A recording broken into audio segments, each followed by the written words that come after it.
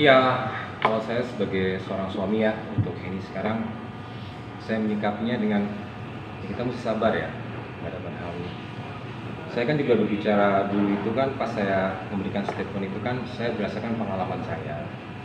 Yang saya ucapkan adalah bila mana kita menyakiti seorang wanita, sama saja kita menyakiti ibu kita. Saya pun mengalami hal tersebut. Dimana akhirnya saya menyadari hal tersebut. Saya baru tahu cinta sejati itu seperti apa, yaitu ibu kita.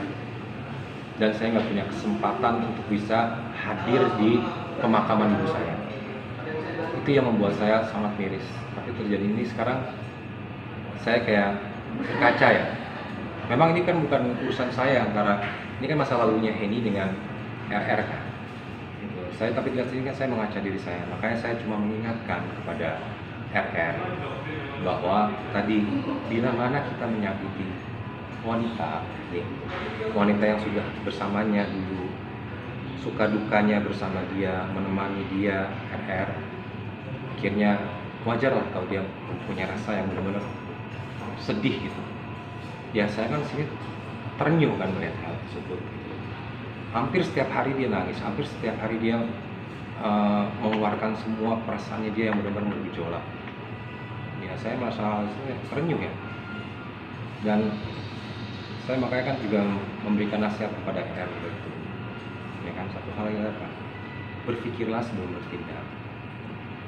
Ya kan, harusnya hal ini kan nggak perlu terjadi. Di dalam laporan-laporan ini nggak perlu terjadi. Itulah. Kenapa?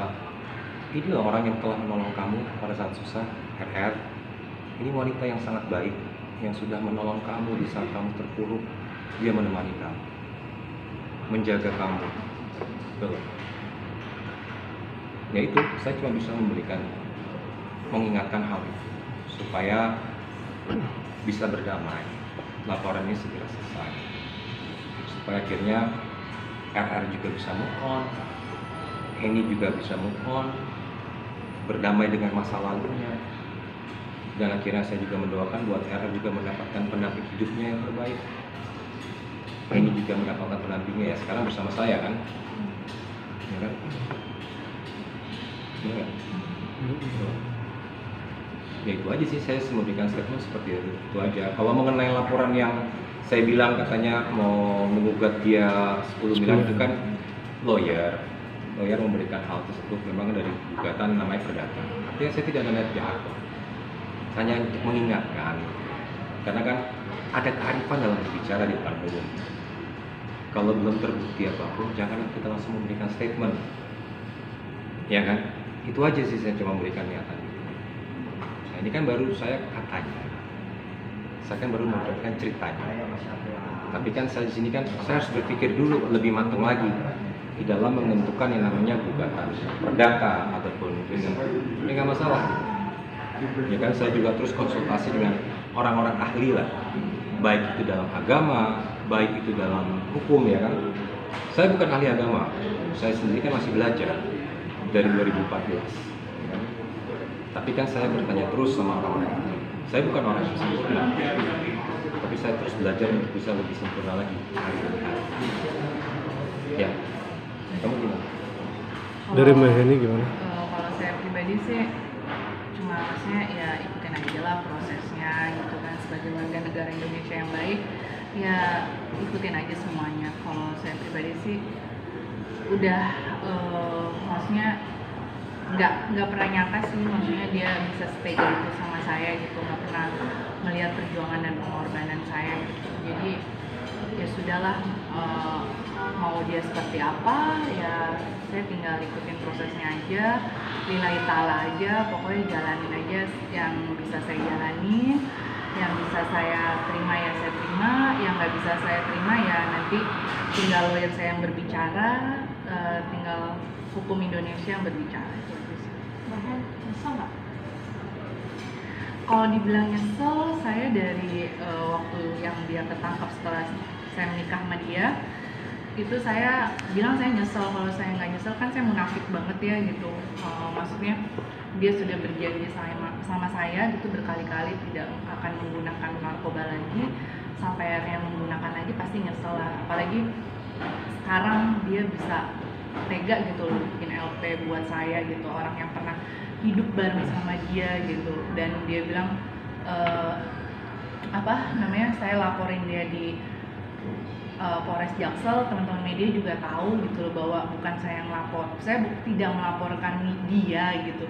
Makanya saya sangat menyayangkan sekali sih gitu. Dan sekarang kalau dibilang saya nyesel, ya saya nyesel lah. Maksudnya orang yang pernah hidup sama saya, yang pernah saya perjuangin, yang pernah saya korbanin, maksudnya saya korbanin seluruh jiwa raga saya gitu kan, semuanya lah gitu. Kalau materi mah bisa dicari lah ya kan, Allah pasti akan gantikan semuanya gitu. Nyesel banget. Mbak Heni dapat pembelajaran apa sih dari permasalahan ini? Pembelajarannya bahwa saya benar kata orang tua saya gitu loh, boleh mencintai manusia tapi jangan berlebihan gitu, tapi tetaplah cinta sama Allah. Itu sih pembelajarannya. Tetap artinya ke depannya jika yang sana tidak mau jauh atau tetap kekeh pada pendiriannya, tetap lapor. Gimana? Ya kalau saya sih kalau misalnya tetap bersikap seperti itu ya pasti kan kita hidup di negara hukum ya gitu, pasti juga saya juga udah nunjuk lawyer gitu, jadi biar nanti lawyer saya aja yang berbicara masalah hukumnya. Kalau saya sebagai yang dilaporkan, saya ikutin aja proses semuanya. Tetap menerima Mbak laporan itu? Kalau menerima sih, siapa sih orang manusia yang mau nerima dilaporin kan, apalagi itu orang yang pernah saya Pernah bersama kamu? ya pernah bersama saya, yang pernah saya perjuangin, perngorbanin, pasti nggak terima lah, hati nurani saya juga nggak akan terima gitu. Maksudnya yang seharusnya tidak ada dalam masalah ini, kenapa harus ada kan gitu, kayaknya kenapa sih kok kayak gini, ada apa sih gitu, maunya apa sih Mbok ya. Kalau misalnya kita udah ketemu setelah menikah, saya dengan Sandi, terus nggak ada titik temu, ya sudah kan bisa by somasi dulu gitu kan, tuh bisa datang ke rumah saya gitu kan, ketemu orang tua saya atau kakak saya gitu sih. Tapi kenapa langsung bikin LP, itu aja yang saya agak kok gitu sih gitu loh. Ya sedih lah pasti dia. Sedih lah, saya pasti bohong lah kalau saya Kamu nggak jujur sedih. aja nggak apa-apa, pokoknya masalah kamu yang harus kamu bisa selesaikan dan berdamai. Kalau memang kamu sedih, nggak apa-apa, aku juga bisa terima. Ya kalau sedih sih pasti sedih lah, maksudnya ya balik lagi tuh ya kan, mantan suami kok bisa berbuat seperti itu, setega itu gitu. Maksudnya kok kamu nggak ngeliat sih perjuangan aku, kok kamu nggak lihat pengorbanan aku sih, itu aja sih.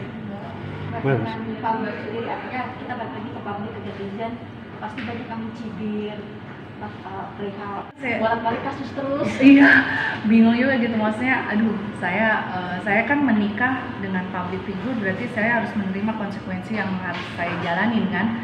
Ketika pasangan saya bermasalah atau berkarya, dia mendapatkan karya yang baik, saya harus tetap ada di sampingnya kan. Dan kebenaran kan mantan saya kemarin, mohon maaf gitu ya, kasus berkasus, terus setelah bercerai pun kasus lagi. Jadi aduh, saya bingung juga gitu, saya mau menjelaskan sama netizen, sama masyarakat. Ya saya pikir masyarakat dan netizen juga udah cukup cerdas ya menilai semuanya, case di dalam ini seperti apa, kayak gitu sih. Saya balikin lagi sama netizen, balikin lagi sama Allah. Ya saya sebagai di sini orang yang pernah hidup di samping dia, dan setelah tidak hidup bersama, kasus lagi, ya nggak akan ada yang mau gitu. Saya juga kalau misalnya bisa saya ulang waktu gitu, saya balikin waktu, ya saya nggak akan mau dampingin dia gitu. Mas Andi, melihat kalian kan berdua lagi bahagia-bahagianya nih, Iya. akhirnya permasalahan terus nambah-nambah ini bagaimana? Ya saya anggap itu ujian. Saya anggap memang dalam hidup kan kita jangan bilang kita beriman kalau nggak diuji. Arti dalam iman itu adalah kan kita niat baik. Kita niat baik pasti akan diuji. Saya harus bisa. Dan saya selalu harus bisa bersyukur dan saya harus bisa melihat hikmahnya. Apa sih hikmah dalam masalah ini gitu kan? Ya artinya berarti saya harus bisa belajar lebih sabar menghadapi ini. Dan saya harus bisa belajar tabayun kan, bisa memprojek apa sih sebenarnya permasalahan ini gitu kan?